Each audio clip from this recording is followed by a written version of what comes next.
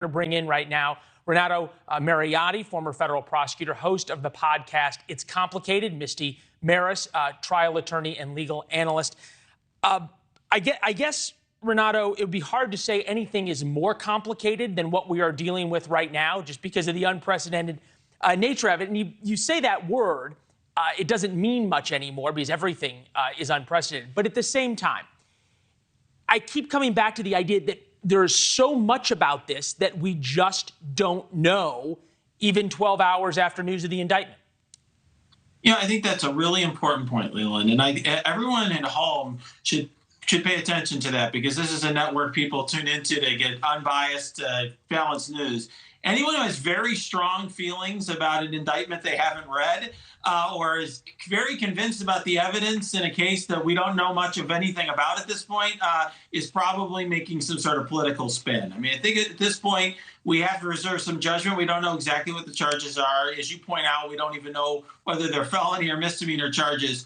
Obviously, it's unprecedented. Former president has never been charged. I'm sure it'll have political ramifications, which is beyond my ken, but certainly it's going to be a significant case and a tough fight ahead for the Manhattan DA's office. Yeah, and we know some things surrounding it, right? We know Michael Cohen is going to be the star witness, the disgraced and jailed convicted perjurer. So there's parts of this we know. What we don't know is whether Alvin Bragg has an ace up his sleeve, Misty. To that point, we're all talking about what happens Tuesday. Let's talk about what happens after Tuesday. Trump says he's going to fight this. That means at some point there's going to be a trial. There won't be cameras in the courtroom. It'll make OJ, as Chris Steyerwalt said, look like traffic court, and just in terms of the spectacle that will be there. But the New York courts are backed up for years. It can take 2 years to get a trial there. Do we have any idea how this plays out after Tuesday? Those are great questions, Leland. And I'm a Manhattan lawyer, a trial litigator, so I'm boots on the ground there. And I will say that this has been a buzz for the past couple of weeks as this news of the looming indictment came. But to your point, of course, we need to know what the exact charges are. What are the legal theories that Donald Trump was indicted on? Then keep in mind, the grand jury, the standard is probable cause. That is the lowest standard in the criminal justice system. To go to trial, you have to prove a case beyond a reasonable doubt. From what we've heard, this is a misdemeanor charge for business records, for improper business records. Misty, I hate to interrupt you, but this will happen a lot during the next 2.5 or 3 hours as we're together, just because if it's a developing story for breaking news, if you will. I don't mind interrupting.